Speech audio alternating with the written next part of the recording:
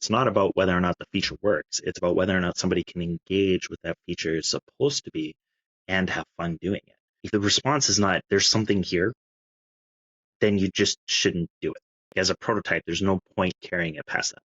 This week on Indie Innovators, we're diving into the messy world of prototyping. Whether you're building with spreadsheets, cardboard cutouts, or even the Unreal Engine, you'll learn how to make prototypes that actually tell you something useful. This week, James is breaking down the difference between productive tinkering and aimless experimentation, as well as why most beginners overbuild too early and how AAA studios approach prototyping completely different than indie devs. If you've ever been stuck wondering when to stop experimenting and when to start planning, or when to just leave prototyping behind entirely, this one's for you. Please correct me if I'm wrong, but I'd like to think that every game goes through a period of prototyping, even if someone doesn't fully know that they're building a prototype. What's your experience with prototyping for anybody that might not know? Well, I mean, everything from pen and paper to spreadsheets, right? A lot of people don't realize you With can spreadsheets? Spreadsheets. So if you have Like a a mechanic, prototype for video game as a spreadsheet. well, mechanics, right? Like a video game is just a series of rules and systems. So if you think about it in that term, it's just math. I do this thing, it causes this much damage. This is what happens. Does a enemy creature have resistances? Well, you could do that all inside of a spreadsheet and be like, okay, what happens if I do this? What happens if, like D&D, if you're like a GM, you've probably sat there and be like, okay, what happens if all the players hit a D20 in this encounter? I better have a fallback. Oh, I better have a fallback if like the players just don't go into the spooky tavern and they're going to go do something else. So like a spreadsheet is a good way to create almost like a choose your own story.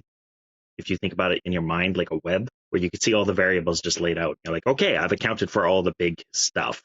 That could be a prototype. So what might a prototype look like as a spreadsheet then? Because in my mind, all I can really think of is like a character sheet where something like that might work for setting up a prototype for maybe an RPG. But could a prototype and a spreadsheet look different for a different genre?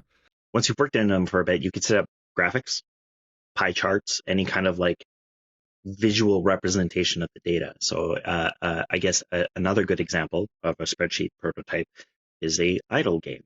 You can measure how much progression there is and the cost of your upgrades and the cost of a reset and then the cost of whatever premier reset token that gives you a bonus on all your earnings through the next playthrough, right? Very standard idle game or clicker game. But you can create all that in a visual representation where you can see specifically, okay, I am noticing that on my third playthrough for what content I have built, that my cost becomes exponentially higher for some reason. And so you can visually see, okay, the rules that I have made for how much an upgrade is supposed to increase per cost with every time you bought that upgrade is flawed, because after like 3 rounds of iteration, we're not getting that nice feedback loop for the player where they're having fun, where they feel like it's a grind, but they're still getting rewards once in a while. And that's what keeps them hooked in a game like that. So you can prototype all of that out without having to do any code. Like your code is just writing equations inside of a spreadsheet, and you can see it all playing out. You're like, okay, I'm now like 10 iterations deep. This is like a year's worth of play time. Nobody's going to play this game that long. Maybe. We'll see. Now you can comfortably feel that your prototype is very solid, right, in terms of design. Now you just got to make it look good. Let's put it in a game engine. Let's code it up in Unity, Unreal, etc., and then go from there. I'd like to touch on particularly the one you've been doing recently, if that's all right with you, the monster destruction physics kind of game that you have going, because you've shown a little bit of footage with it as well. What's it like trying to put together a prototype for something like that? So my personal approach is very mechanics first, systems first, right? So I like to figure out what's my core gimmick, right? So for that game, what I did is I said, oh, I want to destroy buildings like Rampage, except I want to crawl around the building. I want to know like what would it be like to wander around the streets in like a Grand Theft Auto style, except I'm not just like shooting at stuff that, like a lamppost falls over. Like I actually want to like run charges like a bull monster and go through a mall and leave a hole behind me. That's really cool. I think that'd be fun. That's the first thing I'm going to prototype is that possible? And then once I've figured out how to do that, the next step is showing it to a bunch of people and be like, Do you think this would be fun? Do you want to do this? Like, how would, like, let's take it from there, right? Because the very early stages of the prototype was like a character with an idle animation that just played like a really janky animation. And code wise, the only thing I did was like, hey, when the user left clicks the button, we're gonna shoot a line out in 3D to figure out what object is in front of us, and we're just gonna like explode it with a force in in physics. That's all it is. That's all a base mechanic was. And some of the destructibles were just like giant cubes with physics. If anybody is listening is familiar with Unreal, I just duplicated the original blue cube that interacts with players and the guns, and just changed the material and made a building out of it. And was like, there we go, here we go, here's the physics, right? Because it's not about whether or not the feature works. It's about whether or not somebody can engage with that feature is supposed to be and have fun doing it. If the response is not there's something here, then you just shouldn't do it, right? Like as a prototype, there's no point carrying it past that point. To prepare for this podcast, I've been going through a lot of forum posts and communities online for game development, and there seems to be, at least of the most vocal, there seems to be two camps of people when it comes to prototypes. Have a plan, know what you're doing, and start to build up from it. And another one is tinker, experiment, see what works, and go from there. And they clash all the time in comments, and like viciously, angrily. And you'll see massive threads of them responding, trying to justify why theirs is better than the other. And so I'm gonna ask you the question: which do you think is better? Like for myself personally, I just recently downloaded the Epic Games Unreal. There we go. Thank you. And so I've been kind of playing around with it and learning some different things in it. And for me, just the experimentation and learning is fantastic. If I had to write out documents and plans, it would be a disaster because I don't even know what I'm doing. From like a very first experience and trying to learn and grow, I feel like just tinkering and having fun with it is great.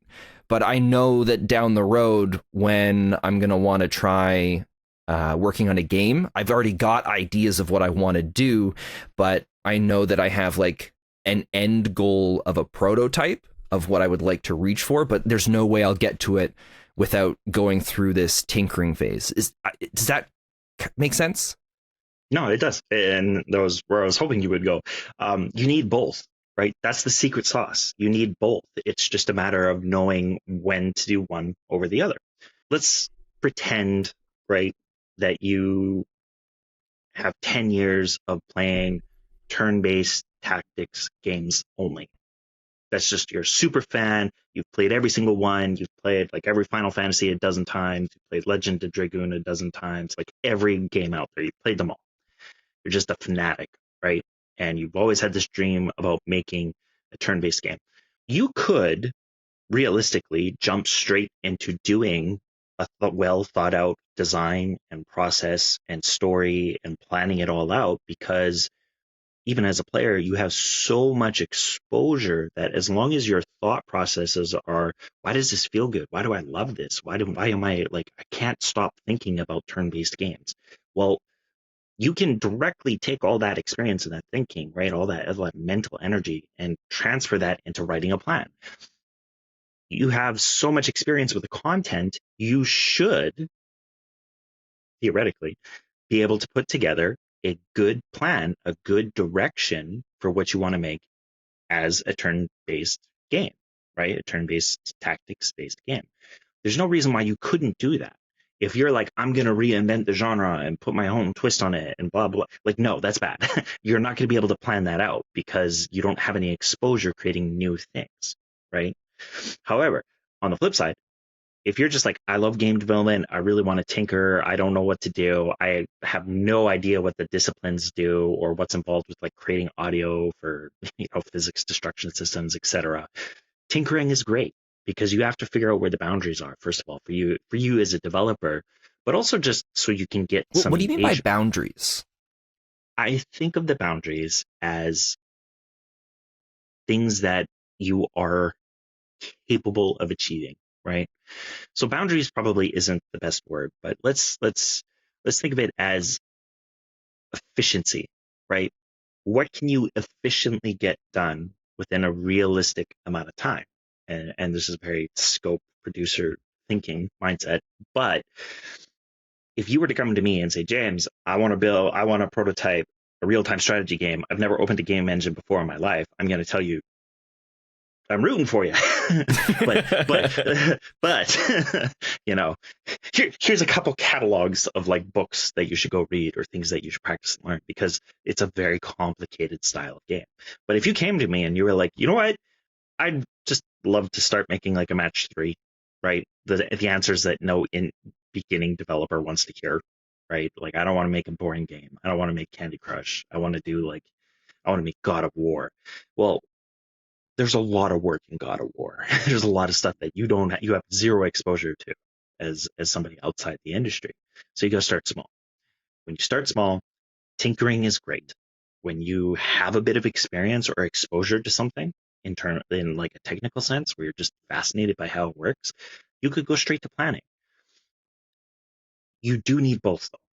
They are going to come together at some point. You are going to find a mechanic that sticks, right? Like with the monster game that I'm building, I've gotten a lot of interest in the mechanics of it. And then I had somebody come and request, well, ask if it would be possible to make it multiplayer. And so that's what I've been tinkering with now. It completely broke the game. Like the prototype was functioning. It procedurally built buildings, and you destroyed buildings, and it registered how much damage you did, how many people you've eaten. There was objectives, all very bare bones prototype art, but it worked. Turning that multiplayer broke everything. Like it's a total mess. I'm starting from scratch almost, right? But I got the physics destruction events to happen replicated now. So you could have 2 to 6 players before the game crashes. It's unoptimized, all destroying the same building, and it would have break events wherever each person is attacking the building.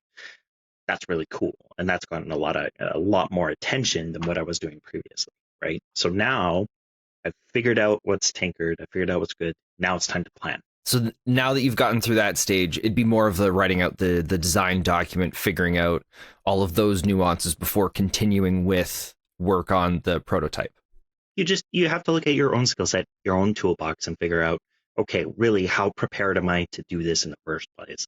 And if you're starting from a decent place, you could go into planning. If it's brand new to you, you don't know, and you're just not sure, tinker, mess around, be hacky, just figure it out. One of my favorite examples we talked about in a previous episode that I really want to bring up again, because I had no idea how many of the large game studios have departments and groups that are their only job is to tinker and to prototype. And that's actually how Horizon Zero Dawn came to be, which we talked about on a previous episode, where correct me if I'm wrong, but I believe it started out just as someone found it really fun to just, I think they were just like shooting cables onto something else and then onto the ground, and then they started like messing around with it and like adding like, what if like creatures start walking around? And from there, someone within the company saw it and was like, hey, you know, I think this is onto something. Let's go with it from there. Yeah, it's a simplified timeline, but yeah, that's basically what happened, right? Is somebody was tinkering around with the fun mechanic, somebody else saw it, they wanted to add to it, and then over time, somebody with let's call it like lead level authority was like, I think you should take some time as a small team and like go flesh out this idea, because this is interesting, right? And yeah, that's how that happened. And there are teams at studios where that's what you do. You're basically an R&D, whether or not, and that's research and development for anybody not aware. Most studios have them, right? Not so much on the indie side, because the whole team is basically the R&D, but the big AAA studios, yeah, they have people who tinker, they have people who go through it. Even publishers, I think more so now with the changes that are happening in the industry right now. They're investing more in developing their own in-house R&D team, so that when an idea comes through and it sounds good, they can go to their R&D team and be like, okay, we need you to mock this up really quickly to see if it's kind of fun, because these people who are pitching this idea have this is just the first stage. They're not at a playable demo yet. So that's what the R&D team does, is they're like, okay, here's like, we just made like a publisher receives 100 pitches like in a month. Their R&D team goes through the top 10 mechanics that are like common through them all and builds out those mechanics in different kinds of prototypes so that the publishing team can go through and play them and be like, okay, yeah, you know what? Games that have this kind of mechanic are actually really sticky, right? That's a publisher term I hear a lot. It's sticky. It means that people try it and they're just like, they think about it and they want to play it and they want to keep doing it. And that process is how you encounter publishers who have a niche, right? Some publishers only do RTS. Some publishers only do adventure games. Some publishers only do idle games. The reason that happens is because they understand the mechanics. They have put time and money into really understanding what makes that genre that they're good at, right? That they really understand, like, sell well. And so, anyways, this is a roundabout conversation, but that's how prototyping actually can be a full-time career, right? A full-time job for somebody. Game jams are a place where a lot of people show up to just make games and have fun, but a surprising amount of those prototypes end up turning into like full products that the developers continue to work on and expand from it from there. Have you had any experience working with anybody that came from a game jam or anything like that? There's a hidden question there that we know of in the industry, which is the team, right? So the game jam is one thing, but really what the value of game jams are is in building a team with somebody that you work well with. Because game jams are stressful. It's really hard to put people into a theoretical room for a weekend and be like, let's power through this crazy. And then like, if the product turns out great, that's great. But if your team can pull together, work together, communicate, actually get something done in a way where it's like, whoa, this was a game jam game. And you know which ones I'm talking about, right? They're just like, there's tons of content. Everything's super fluid. It feels great. That team will typically, like you said, move on to past the game jam because they're like, I really liked working with you guys. I liked working with you too. Let's keep tinkering on this just because it's fun. And then pretty soon they have a game demo, right? But that kind of environment where your team really clicks together is really, really hard to build. It's really, really hard to find that. That's the thing that's really necessary. It's not even about whether or not the game is good, because a good game from a game jam doesn't mean it'll go anywhere. If the team doesn't work well, if somebody on the team is like, I'm really experienced, I'm going to do this with you guys, but this was fun, I don't want to do this long term, like the game's dead. Right? Like one of the founding people who helped make the game isn't involved in the process anymore, the game's not going to go anywhere. Having worked with people who have gone that route, game jam to actual product, it's interesting. Often you may work well together, but you don't understand work philosophies in software development. And this is like a very small part of it, but I feel like it's most relatable to people, is what you were talking about earlier, is like, do we tinker or do we plan? Well, once it's time to like, you put on your working hat and you're like, okay, it's time to like really consider, how do we make this a good product? Everybody's thinking changes, right? We're no longer thinking about the fun side of it, the game dev, game jam side of it. Now it's like, how do we turn this into a real product? How do we potentially make money? How do we potentially get a publisher? The mindset shifts at that point, right? So somebody who is maybe your coder, who's like super into this, like tinkering and hacky and like figuring it out, may not be best suited for that kind of work. So the teams that make that transition also have to go through a growing period where the team kind of gets realigned into this new reality, which is like, we want to do this as a business. We want to make this as a viable thing that we all want to do together. And that's hard too, right? So it's like, your initial team building that's tough to do in game jam, this is the level up version where you're learning how to become a professional team. Meanwhile, you're also still trying to develop a game, right? That's why it's interesting, because a lot of stuff comes out of the woodwork, like how we work, how we think. Like half the team just wants to like, run at the wall and tinker and keep building this crazy idea and see what sticks. And the other half of the team is like, whoa, we can't do this anymore because like we're self-funding. We're each pitching in like $200 a month. This is expensive. We can't afford to get nowhere in 3 months. Some of us, right? And that's that conflict of like working personality, is where it's like, okay, how do you move forward?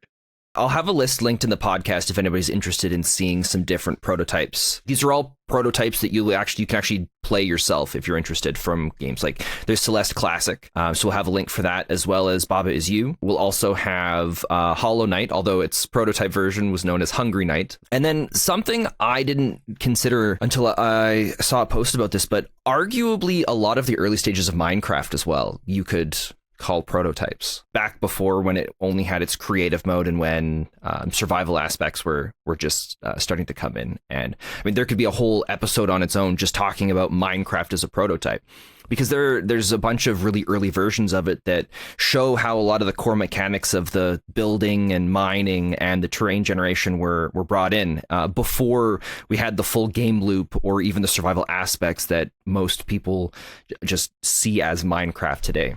And then we'll have another one for Fez, Spelunky. It's surprisingly enough, too, I didn't realize how many games started out as just mods on Half-Life 2. Like the Stanley Parable is one of them, which that blew me away. I had no idea. Yeah, and a lot of the other bigger games too, right? Like all the Dota MOBA games in general all came from... That's right, from Warcraft 3. There's a ton of games that are starting to come out now that are, well, prototypes I've seen, that are themed after StarCraft mods, right? If you think about like the Heroes and Empire style games, where like a player was a base builder and one was a mercenary that would go around the world and like kill mobs for their king, and then would get hired to like compete with each other, stuff like that. Like those kinds of games are coming out. Pretty well all tower defense games, really. I mean, they're all inspired by, in some shape or form, some kind of Warcraft or StarCraft mod. Same with Gary's mod. Seen a lot of stuff come from Gary's mod initially, where they were just tinkering around, and then that turned into its own product. So I have a board game prototype I tinker with when I'm not busy. Hexagon cutouts on paper, and then I just write on it like, this is what this is, and I'm not going to talk too much about it, but it's an extraction based board game. So you kind of come in with a squad of 1 to 4 players, and you have an objective, and then you go do it, and then you have to get back, and then you leave, and then that kind of like upgrades your player, which gives you new things to use in your next run. So it's supposed to be a short cycle board game, lasts around 15-20 minutes per playthrough. But no, the exact same process is it's just a hexagonal paper with like colored dots on it that just represent certain game mechanic related things, and that's it. So it's just, as you play, you uncover a new tile, and that influences the game. And then there's a movement, combat, and then a AI, if you will, right? The computer's turn, and that's the cycle of the game. It's just that on repeat. But it's really fascinating to put that down in front of people and just be like, here's the steps. Like step 1, roll a dice, do this. This is where everything moves. All the miniatures and stuff are like just random knickknacks and old things I have lying around the house. I have toddlers, so it's like lots of broken pieces of small figurines, and I got like an Optimus Prime helmet that represents a player character, and people play like that, right? Because it's not about what it looks like, it's whether or not people want to do it again. So I'm hoping to bring it out. Can you reiterate that last part there? Because I think that was really important. When you're prototyping with like pen and paper, like physical things, it's not about what those things look like.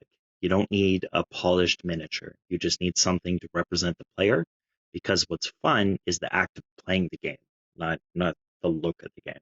After talking with James, what really stuck with me is this. Prototyping isn't about building something that works. It's about building something that tells you if it's worth building at all. That's a huge shift from how most of us start out. We chase the fun part, we tinker endlessly, but sometimes we forget to ask the important question. Is this actually fun? Is this even viable? So if you're working on your first game, the job is not to finish it. It's to find the idea inside of it that's worth finishing. I hope this episode helped you think differently about how to start small, test smart, and stop when we need to. And James and myself, we will see you next time on Indie Innovators.